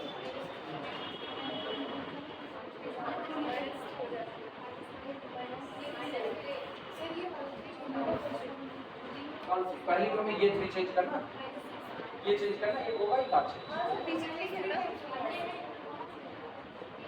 अच्छा सॉरी उल्टा कर दिया, हाँ इसको दिखानी है। अच्छा हमको लगा ना इधर वाला 3 से इसमें मल्टीप्लाई ना, 3 3 का 9 और 3 में से 3 निकाल दो, सब 3 में से 9 निकालो माइनस, अभी सही, और ये 3 0, बाकी का 0 0, ये कितना 1 0 0 0 0 0 0 0। पता है यहाँ तक आने के बाद ना आप सीधा सॉल्यूशन बोलो, लिखना मत, ऐसे सोच के बताओ। पहला कॉलम किसकी वजह से, दूसरा कॉलम, तीसरा कॉलम और चौथा W, लेकिन W कैसा फ्री, जब W फ्री है तो यहाँ देखना ऐसे लिखा है x बराबर, बोलो कोई x बराबर, अरे सुनो लिखने का तरीका सीखो, 1 into x plus 0 into y plus 0 into z minus 6 into डब्ल्यू इज इक्वल टू कितना 0, तो ये तो ऑलरेडी 0 हो गया, तो क्या नजर आया x minus 6w is equal to 0, तो इसका मतलब x इज इक्वल टू 6। ये फ्री हो गया, आप इसमें कुछ नहीं कर सकते, इसको छोड़े रखो वैसे ही। अब सारे लोग इसी पर डिपेंड करने वाले, माइनस 6w इधर था, बराबर के इधर लाओगे तो क्या हो जाएगा प्लस 6w, इधर बोलना y प्लस 3w, इधर लाओगे तो क्या होगा माइनस 3w, तो y इज इक्वल टू कितना माइनस 3w। अच्छा यहाँ बोलना z इज इक्वल टू 0, भैया 0 0 1 इंटू जेड 0, अब तो w नहीं आएगा तो इसका मतलब z इज इक्वल टू कितना 0, और w इज फ्री, ये लास्ट में लिखा था w इज फ्री। तो सोचो मेरे पास सॉल्यूशन क्या होगा, इधर therefore solution x is equal to x y z w, यही बनेगी लिस्ट, आप उसमें से क्या बाहर निकाल दो w, बोलो क्या बना 6 माइनस 3 0, और w फ्री है तो w की जगह यही बना। वन सॉल्यूशन ये जो नजर आ रहा है ये आपका कैसा होगा इंडिपेंडेंट, और बाकी सारे इसके क्या होंगे मल्टीपल होंगे, बाकी सारे इसके मल्टीपल होंगे। जेड बराबर सॉरी डब्ल्यू की कोई वैल्यू दोगे, क्या दोगे डब्ल्यू की वैल्यू, बताओ क्या दे, क्या दे डब्ल्यू की वैल्यू? अरे महाराज जो तुम्हारा मन के वो दो, यही तो 3 रखो, 4 रखो, 1/2 रखो, 1/6 रखो, 10 रखो, 12 रखो, 2 रखो, 3 रखो, जो मर्जी वो रखो, सारे लोग इसी के मल्टीपल आएंगे कि नहीं आएंगे? और ये तुम्हारा सॉल्यूशन है कि नहीं? ये सॉल्यूशन है कि अगर ये क्रॉस चेकिंग करनी, इसको उठा के अपने इक्वेशन में रखो, देखो क्या सेटिस्फाई कर रहा है। पहले में रखो, कितना लिखा है वहां पर 3x लिखा है, तो 6 3 कितना हो गया 18। अगला बोलना क्या लिखा है 4y, तो y कितना -3, तो 4 की आई 12, ये रहा। और फिर अगला कितना -z यानी -0 और w की जगह -6, बोलो 12 से 18 और इधर भी कितना 18, 0 आया कि नहीं? एक को नहीं सबको सेटिस्फाई करना है। अगले में देखना, सेकंड इक्वेशन देखो वहां पर 2 6 12, अगला y × 3 3 3 का 9 -9, z का हाल क्या है 0, और उसके बाद फिर w का -3, 9 × 10 12 -12 और +12 कितना है? सेटिस्फाई किया। अगला अगले में रखो 6 दूनी 12, y बोलो y -3, अगला कौन है z 0, अगला w -9 बोल दिया 9 × 10 12 -12 +12 फिर से 0, लास्ट स्टेटमेंट x कितना 6, y कितना 3 के साथ 3 3 का 9 -9, z कितना 0 और w कितना +3, 6 3 9 और -9 कट करके सेटिस्फाई किया। तो इसके जितने मल्टीपल होंगे ना वो सारे उसको सेटिस्फाई करेंगे। यहाँ पर बता दें w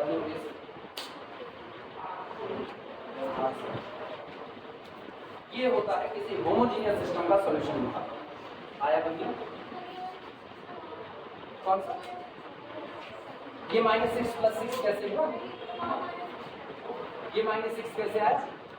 इधर 3 से मल्टीप्लाई करो, 3 से, और ऊपर वाले से घटाना है तो 3 1 के 3, इधर देखिए 3 1 के 3, ये हम ऑपरेशन देखो पहले ये 3 1 के 3 और 3 में से 3 गए 0, 3 3 का 9 और 3 में से 9 घटाओ, 3 में से 9 -6, 3 में से 9 जाएगा -6 ही आएगा, बस -6।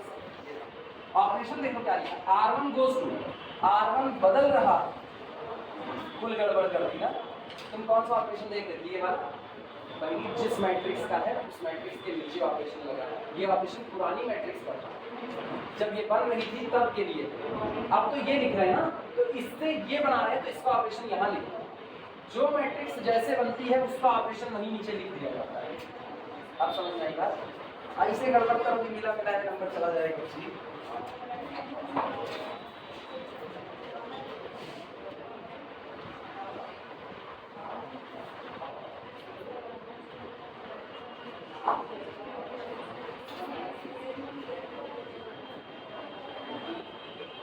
अच्छा आप सुनो, एक हम दे रहे हैं, एक हम दे रहे हैं। अगर तुम लोग वो लगा करके दिखा दिए तो अब हम इसमें वेरिएबल को डाल करके तब सॉल्व करेंगे। ये तो खाली डिजिट पर खेलना, सारे डिजिट ला।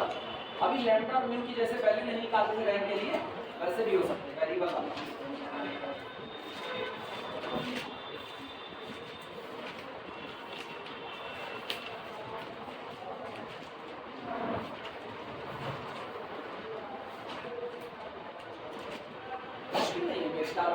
एक ही काम करना है, छोड़ घटा पूरा भाग, बस इतना ही काम, बाकी तो सब अंदाजा लगा।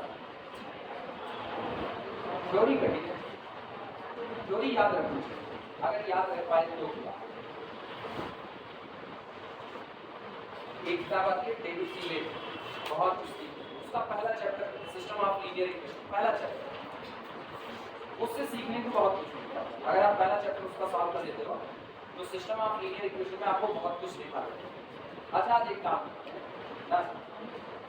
ग्रुप में डेविड सी लेगा पहले चैप्टर की थ्योरी और सारे न्यूमेरिकल हम पूरी सॉल्व कर दी ना, डेविड सी ने एक तरफ से पूरी सॉल्व कर दी, तो उसकी पूरी थ्योरी और उसके जितने सॉल्यूशन किए हुए हैं पहले चैप्टर के सिस्टम ऑफ लीनियर इक्वेशन, ये आज अपलोड कर ट्राई करना पढ़ने का। पढ़ पाए तो बहुत अच्छी बात है, ना पढ़ पाए तो फ्रस्ट्रेट मत होना, ना पढ़ पाए फ्रस्ट्रेट मत। वैसे इतना समझाने के बाद आराम से पढ़ सकते हो, तब वहां की बातें समझ में आएंगी। चले आगे बढ़े, अगला मेरा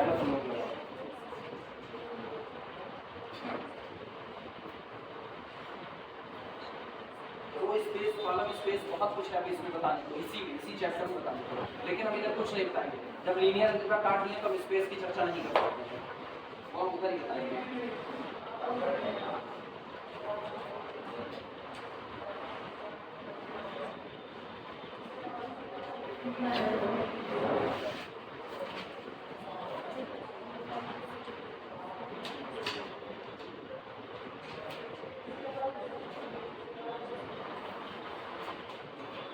एक न्यूमेरिकल बोल रहे हैं, सॉल्व करो। ओके,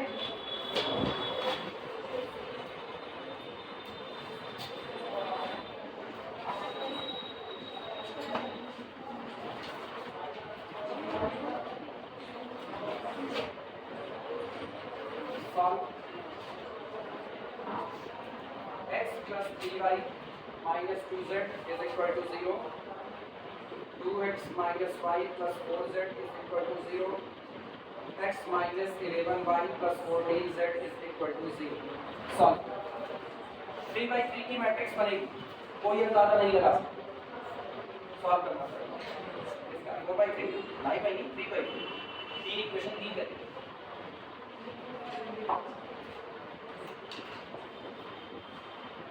सॉल्व करो और सॉल्यूशन निकालो। जो फ्री है वो फ्री दे रहेगा, अगर आता है तो, नहीं आता है तो फिर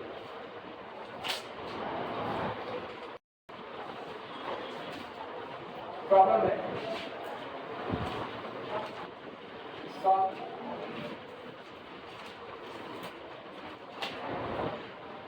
x plus 2y plus 3z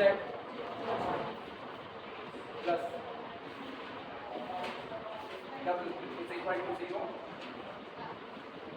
2x plus 4y plus 6z plus 3w is equal to 0। अगला 3x plus 6y 9z plus 3w is equal to, ये इक्वेशंस की संख्या, वेरिएबल की संख्या 4, कंफर्मली कैसा, कंफर्मली इनफाइनाइटली मैनी सॉल्यूशन। अब इनफाइनाइटली मैनी सॉल्यूशन में कितने डिपेंडेंट कितने इंडिपेंडेंट, ये मेन मुद्दा रख गया। चलो सॉल्व करते हैं। इन मैट्रिक्स फॉर्म सॉल्यूशन है इसका, इन मैट्रिक्स फॉर्म, मैट्रिक्स में हो गया 1 2 3 2 4 6 3 6 9 1 3 3। ये तो हो गई आपकी coefficient matrix capital A, variable x y z w variable matrix, और इधर आपका 0 0 0। अगला काम मेरा क्या होगा, augmented matrix A null is equal to, बोलो 1 2 3 2 4 6 3 6 9 1 3 3, ये रहा, और डॉटेड लाइन 0 0 0। अब भी गौर करना, सीधा सीधा 2 से मल्टीप्लाई सब्ट्रैक्ट करो, 3 से मल्टीप्लाई सब्ट्रैक्ट करो, और देखो कितना आता है। दिस इज इक्विवेलेंट ऑपरेशन लिख रहे हैं, ऑपरेशन है R2 गोज टू, R2 में से घटा दो 2 गुना कितने का, R1 का, और R3 goes to R3 minus 3 times of the R1। क्या होगा,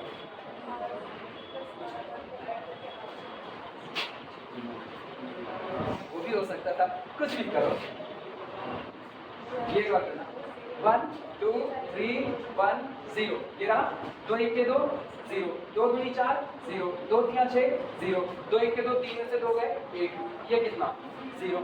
अच्छा 3 1 के 3 3 में से 3 गए 0, 3 दूनी 6 6 में से 6 0, 3 1 का 9 9 में से 9 0, 3 1 के 3 3 में से 3, एक पर ही बात खत्म, एक में ही बात खत्म। अच्छा एक और चल देते हैं, ये बताना pivot, pivot column, pivot column, pivot के ऊपर भी क्या बनाओ 0, कैसे बनाओ, this is equivalent to R1 goes to R1 minus R2, बोलो क्या आएगा 1 2 3, और 1 minus 1 0 0। अगला 0 0 0 1 0 0 0 0 0 0। ये बताओ पहला कॉलम किस वेरिएबल के लिए, लिखना मत x के लिए, दूसरा y, तीसरा और चौथा किसके किसके पास पाइवट कॉलम मिला, x वाला कॉलम पाइवट, w वाला कॉलम पाइवट, तो y और z आपका कैसा हुआ, फ्री हो गया। आज की तारीख में y और z फ्री है। यहाँ से सोल्यूशन देखना कैसे बोलते हैं, इधर देखो, इधर सोल्यूशन देखना, x इज इक्वल टू, ये कितना नजर आ रहा है 2y, इधर ले जाओ माइनस 2y, ये कितना नजर आ रहा है 3w, इधर देखो कितना माइनस 3w, माइनस 3, ये रहा। अगला बोलो, इनसे कौन, w इज इक्वल टू 0 और कौन फ्री हुआ, y and z are free, y और z आपके कैसे हुए, फ्री। तो ये बताना, therefore सॉल्यूशन है x is equal to x y z और कितना w is equal to, x बताओ कितना आया, लिखो मतलब पहले इधर समझ लो, x कितना आया माइनस 2y माइनस 3z, लिख सकते हैं। y कितना आया, y कितना फ्री है यार, ये y फ्री है, वन नहीं, बाद में कॉमन कर, आप कॉमन नहीं कर सकते भाई, दो लोग आप कॉमन नहीं कर सकते। y कैसा रहा, फ्री, तो गौर करना, इसको तो हम लिखेंगे y, और चालाकी ये है कि इसमें हम शामिल कर देंगे 0, जानबूझकर दो हिस्से में ब्रेक करेंगे। पता है जितने आपके पास नॉन पाइवट कॉलम होते हैं उतने ही आपके कॉलम टूटते हैं सॉल्यूशन को लिखते वक्त। पिछली बार मेरे पास कितना नॉन पाइवट कॉलम था, एक, तो सोचो इंडिपेंडेंट वेरिएबल कितना आया था, इंडिपेंडेंट सॉल्यूशन कितना आया था 1। आज की तारीख में जरा तुम मुझको वेरिएबल की संख्या बताओ, वेरिएबल बताओ, वेरिएबल रैंक कितनी आई है, रैंक कितनी, 4 माइनस 2 दो सॉल्यूशन कैसे रहेंगे, इंडिपेंडेंट, और बाकी कैसे होंगे, डिपेंडेंट। क्लियर हुआ, तो दो सॉल्यूशन आपके इंडिपेंडेंट है, दो सॉल्यूशन इंडिपेंडेंट होने का मतलब यहाँ पर दो कॉलम टूटेंगे, कैसे टूटेंगे वो देखना। केवल अभी देखते हो कैसे लिख रहे हैं, ये तब भी तुमको दिक्कत लगी, लो हम y ही दिक्कत लगे तब भी लिख रहे हैं। z की वैल्यू कितनी है, कुछ नहीं, z फ्री है, z फ्री, तो z को एज इट इज छोड़ दो, z इज द फ्री। इसके बाद बताना w कितना है 0, ये लिखा गया। इस कॉलम वेक्टर को आप एक और तरीके से लिख सकते हो, किससे, इस कॉलम वेक्टर को लिखा जा सकता है, दिस इंप्लाइज दैट, यहाँ पर देखना x इज इक्वल टू, इसको हम लोग लिख सकते हैं माइनस 2y माइनस 3z, सहमत हो इस बात से। y को लिख सकते हैं 1 into y plus 0 into z, आज भी y ही तो लिखा है, कुछ गलत तो लिखा नहीं।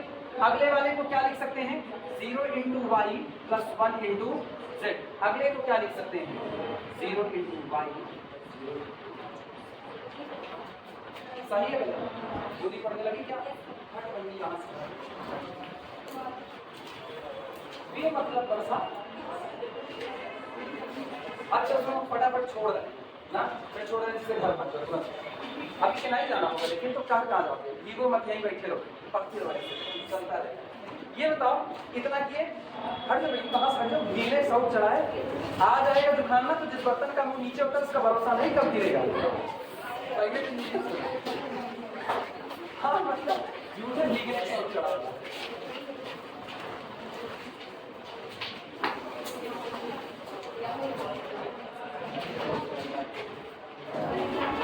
ये लिख सकते हैं, ये लिखा जा सकता है।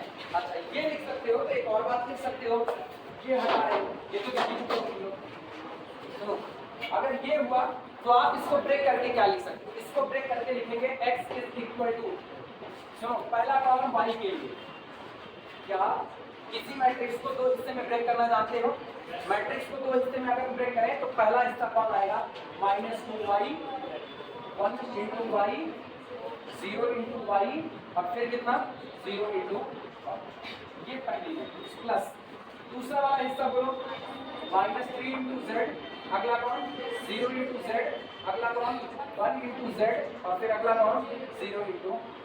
तो एक बार तो क्या यहाँ से y कॉमन आएगा, तो गौर करो पहला कॉलम टूटा y के लिए, अब दूसरे से क्या कॉमन z कॉमन, तो प्लस यहाँ पर कितना आएगा, जैसे तरह सोल्यूशन जहाँ पर कौन कौन फ्री है y और z फ्री है, तो हम लोग लिखेंगे y and z are free.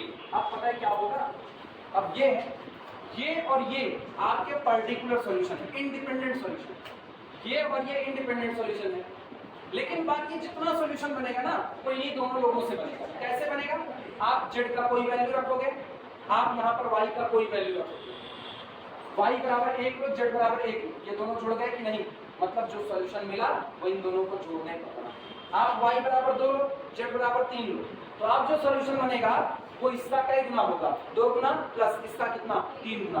बन तो इन्हीं दोनों से रहा है। जब आप किसी की वजह से बनते हो तो आप क्या हो, डिपेंडेंट, और जब आप अपनी वजह से अकेले बन रहे हो तो आप कैसे हो, इंडिपेंडेंट। यही डिपेंडेंसी है, यही इंडिपेंडेंसी है।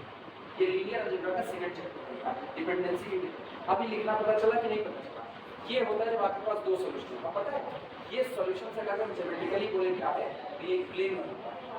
जब आपके पास एक सॉल्यूशन होता है तो लाइन बनाता है, दो इंडिपेंडेंट होते हैं तो प्लेन बनाते हैं, तीन होता है तो सरफेस बनना चालू करता है, तीन से आपकी सरफेस बनती है। सरफेस कई तरह के हो सकते हैं, अब नोट कर लो कहाँ तक लिखे थे, यहाँ तक कुछ नहीं लिखे थे, इक्वेशन तो लिखे थे वो भी नहीं, क्वेश्चन नहीं लिखे थे, क्वेश्चन लिखे थे ना, क्वेश्चन लिखे थे उसके बाद यहाँ से इन मैट्रिक्स फॉर्म। सुनो, फर्स्ट ये इन मैट्रिक्स फॉर्म, सेकंड ये आर्गुमेंटेड ए बी, थर्ड ये, फोर्थ आपका ये होगा, फोर्थ ये,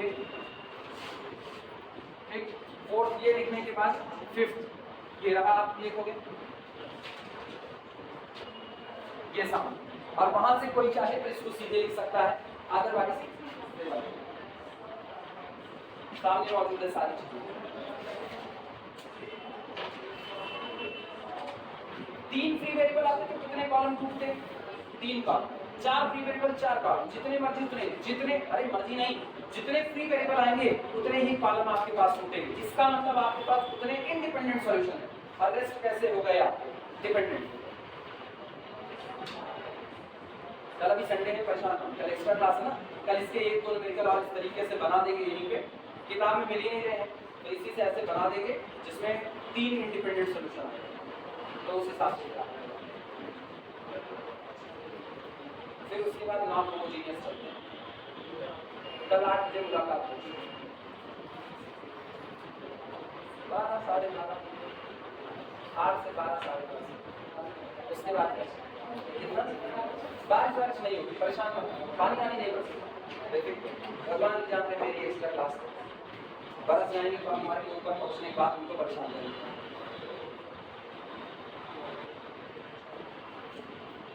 भगवान बताएंगे, हे भगवान यहाँ पाइवाट बताए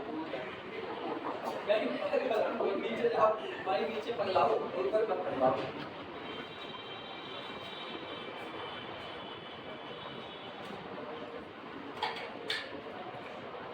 पानी बरस है ना, तो मरने के बाद इंद्र देव पहले पढ़ाएंगे और उन्हीं पाइवर पढ़ाएंगे, किसको कल उनको नहीं पढ़ाएंगे, यमराज तो हमको उनसे मिलाने के लिए मास्टर बने, उनके तो चरण पादुकाएं धो करके भी जा सकती है।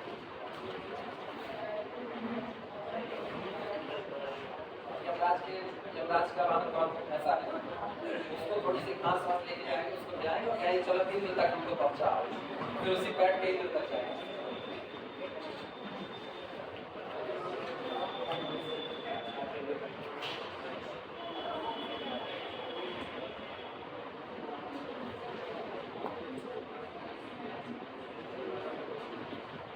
अच्छा टीवी वाले ना ऐसा दिखा देते एक कहते हैं एक इमेज बन जाती है। अब बचपन से श्री कृष्णा देखो, महाभारत देखो, जिसमें भी देखो, उसमें जब राक्षस चढ़ाई करता है इंद्र देवता भाग करके पहुंच जाते हैं विष्णु भगवान के पास या शंकर भगवान के पास, तो एक इमेज बन जाती है यार ये इतने डरपोक, ये हरदम भाग कर, जबकि ऐसा होता नहीं, लेकिन ये लोग ऐसा दिखाते हैं, ये लोग बीच की घटनाएं दिखाते हैं कि भैया लड़े भी हैं थोड़ा सा, वो भी देख लो। जैसे हम कहीं जाए और कोई हमको जम के कूटे तो पहले तो हम एक हाथ मारेंगे कि भाग आएंगे तुरंत घर, अब पीछे गए हम पीछे, पहले हम भी लड़ेंगे, बाद में फिर बटोर करके जाएंगे भाग आओगे। लेकिन टीवी वाले जो भी खासकर एकता कपूर का वो देखा, एकता कपूर का महाभारत ऐसा ऐसा दिखाती है कि पता चलेगा वो महाभारत नहीं हो रही है, फैंसी ड्रेस कंपटीशन होगा।